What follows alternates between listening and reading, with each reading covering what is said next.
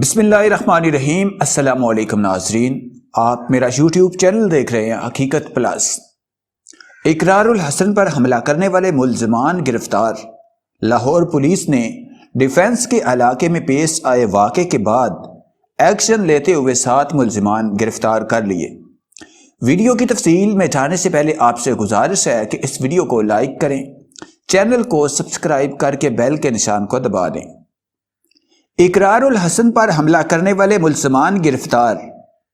Lahore police نے defence کے علاقے میں پیش آئے واقعے کے بعد ایکشن لیتے ہوئے 7 ملزمان کو گرفتار کر لیا۔ تفصیلات کے مطابق معروف اینکر اقرار الحسن پر لاہور میں ہوئے حملے کے بعد پیش رفت ہوئی ہے۔ لاہور پولیس نے واقعے میں ملوث 7 ملزمان کو گرفتار کر لیا ہے۔ اس حوالے سے وزیر اعلیٰ پنجاب کے فوکل پرسن برائے ڈیجیٹل میڈیا کی جانب سے ٹویٹ کر کے تصدیق کی گئی ہے۔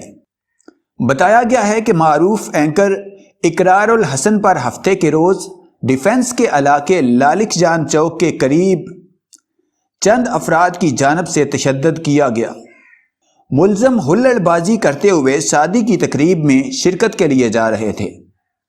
ملزمان کی ویڈیو بنانے پر اقرار الحسن اور ان کی ٹیم کے ارکان کو تشدد کا نشانہ بنایا گیا۔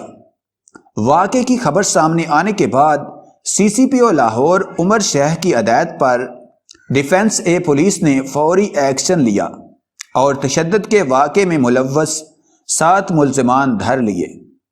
گرفتار ملزمان کی شناخت عزت اللہ، انسان اللہ، سمیع اللہ، عبدالستار، ثناء اللہ، احسان اللہ اور ادبار گل کے نام سے ہوئی۔ ملزمان کے خلاف قانون کے تحت کارروائی کرنے کا اعلان کیا گیا ہے۔ ARY نیوز کے پروگرام سرعام کے میزبان اور تحقیقاتی صحافی اقرار الحسن پر نامعلوم افراد نے حملہ کیا، جس میں وہ زخمی ہو گئے۔ سماجی رابطے کی ویب سائٹ ٹویٹر پر اقرار الحسن نے بتایا کہ لاہور کی علاقے ڈیفنس ہاؤسنگ اتھارٹی کے بلاک کے میں پولیس اسٹیشن کے سامنے ان پر نامعلوم افراد نے حملہ کیا۔ لاہور میں کے بلاک DHA پولیس اسٹیشن کے بالکل سامنے نامعلوم افراد کا حملہ فائرنگ کرتے ہوئے فرار ہو گئے۔ اقرار الحسن نے اپنی تصاویر بھی سماجی رابطے کی ویب سائٹ پر شیئر کی، جس میں ان کے چہرے پر تازہ زخم نظر آ رہا ہے۔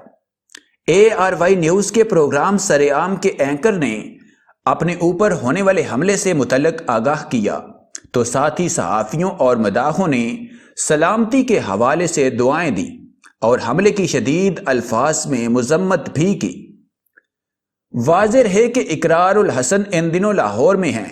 وہ PDM کے جلسے کے حوالے سے لاہور کی سیاسی گہما گہمی اور ماحول ناظرین تک پہنچانے کے لیے پروگرام ریکارڈ کرنے گئے تھے۔